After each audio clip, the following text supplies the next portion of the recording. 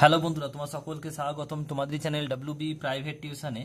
আজকের এই ভিডিওতে আমরা ক্লাস 7-এর ডাফ অ্যান্ড দাঁত 2024 যে তোমাদের কোশ্চেন বাঞ্চ রয়েছে তার যে প্রসেনজিভ টেস্টের জন্য 223 নম্বর পেজে যে স্কুল রয়েছে সম্পূর্ণ উত্তর নিয়ে আলোচনা করব। তোমাদের যে reading skills reading comprehension seen রয়েছে এটা নেওয়া হয়েছে the book of nature unit 2 থেকে।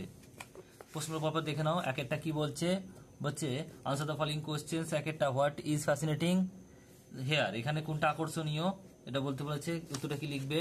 Two read earth early story from the rock and mountain and seas and stars and rivers and desert and fossil of old animals is fascinating here. Next প্রশ্ন বলছে what are the source of the book of nature. The source of the book of the nature are rocks, mountains and seas and stars and rivers and desert and fossil of old animal. Next হচ্ছে দেখো পরেরটা, এরপর হচ্ছে true false লিখতে হবে। এক একটা কি বলছে দেখে নাও। একের দাগে বলছে we have many books to know the early story, এটা কি হবে? অনেক বই বলছে, তাহলে কি এটা অবশ্যই হবে ফলস, মিথ্যা, অনেক বই নেই, কম বই। নেক্সট প্রশ্ন দুইটা বলছে দেখো to read rock and mountain is very interesting, এটা কি হবে? সত্য হবে। নেক্সট প্রশ্ন দেখো কি বলছে। নেক্সট প্রশ্ন পরেরটা কি বলছে দেখো, বলছে there is no way to know early story, এটাও কি হবে? অবশ্যই ফলস হবে। তারপরে কি বলছে দেখো পরেরটা কি বলছে, যে চারেরটা the above extract is a part of the letter that her daughter wrote to her father, বলছে মেয়ে তার বাবাকে লিখেছিল, কিন্তু এটা উল্টো হবে, বাবা তার মেয়েকে লিখেছিল, তাই এটা কি হবে? ফলস। এরপর দেখো রয়েছে পরের দেখা রয়েছে তোমাদের একটা পোয়েম দেওয়া আছে, এই যে তোমাদের সিনটা নেওয়া হয়েছে poem we are seven, William ওয়ার্ডসওয়ার্থের যে তোমরা উই আর সেভেন থেকে নেওয়া হয়েছে। প্রশ্ন তো দেখে নাও পরপর কি বলছে। এক একটা বলছে দেখো এর দাগের এক একটা the poet meet a girl, বিয়েরটা বলছে the little girl was a cottage girl, তারপরটা বলছে the girl was 8 years old, তারপর বলছে the girl had curly hair, কোঁকড়ানো চুল।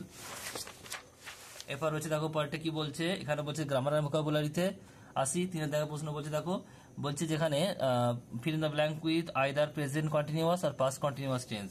আগে আমাদের স্ট্রাকচার জানতে হবে। দেখো প্রেজেন্ট কন্টিনিউয়াস স্ট্রাকচারটা কি, সাবজেক্ট লিখবে প্রথমে, তারপরে ভার্বের তিনটে রূপ হয় এম ইজ আর, এখানে বসবে, তারপরে ভি1, তারপরে ইজ, তারপরে প্রথমে ভি1, তারপরে আইএনজি, তারপরে অবজেক্ট বসবে। আর পাস্ট টেন্সের ক্ষেত্রে কি হয়, সাবজেক্ট বসবে, তারপরে ওয়াজ বা ওয়ার বসবে, তারপরে ভি1, তারপরে আইএনজি, তারপরে অবজেক্ট। এবারে তোমরা কোথায় বুঝবে যে এম ইজ আর বসবে? প্রেজেন্ট টেন্সের ক্ষেত্রে দেখবে সবসময় মনে রাখবে আই এম হয়, আই এর সঙ্গে শুধুমাত্র এম হয়, আর কোনো জায়গায় এম হয় না, মনে রাখবে। আর ইজ আর কোথা হয়, যখন সিঙ্গুলার নাম্বার হবে একটা তখন হবে কিন্তু ইজ, আর যখন হবে প্লুরাল মানে বহু বচন হবে তখন হবে আর। আর পাস্ট টেন্সের ক্ষেত্রেও সেম হবে, দেখো সাবজেক্ট বসবে, আর যেখানে সিঙ্গুলার থাকবে সেখানে ওয়াজ হবে, আর যেখানে প্লুরাল থাকবে সেখানে ওয়ার হবে, তারপরে সব সেম টু সেম হবে। দেখে নাও এবারে প্রশ্ন উত্তরগুলো কি বলছে। একেরটা বলছে ইট ড্যাশ রেন নাও, নাও মানে এখন, তাহলে এটা কি হবে? অবশ্যই প্রেজেন্ট টেন্স হবে, তাহলে ইট কি হবে? এখানে ইজ হবে, ইট ইজ রেনিং, ভার্বের সঙ্গে আইনি যোগ করেছি রেনিং নাও। তারপরে সিজিত বলছে স্টাডি অ্যাট 9 PM স্টাডি, তাহলে এটা পাস্টের কথা বলছে, মানে গতকালের কথা বলছে, আগামী গতকাল যে আসছে হয়ে গেছে সেটা বলছে। তো এখানে দেখো তাহলে কি হবে? অবশ্যই সিজিত মানে হচ্ছে কি singular number, third person singular number কি ওয়াজ হবে, আর স্টাডিটা আইএনজি যোগ করলাম স্টাডিং। তারপর the boy play in the field নাও, এখন খেলছে, বয়েজ আছে দেখো, তাহলে এখানে কি হবে? ওই জন্য ইজ হলো না আর হলো, কেন হলো? কারণ হচ্ছে এটা অনেকগুলো ছেলে আছে তাই আর হলো। তা the boys are playing, play are ING in the field now.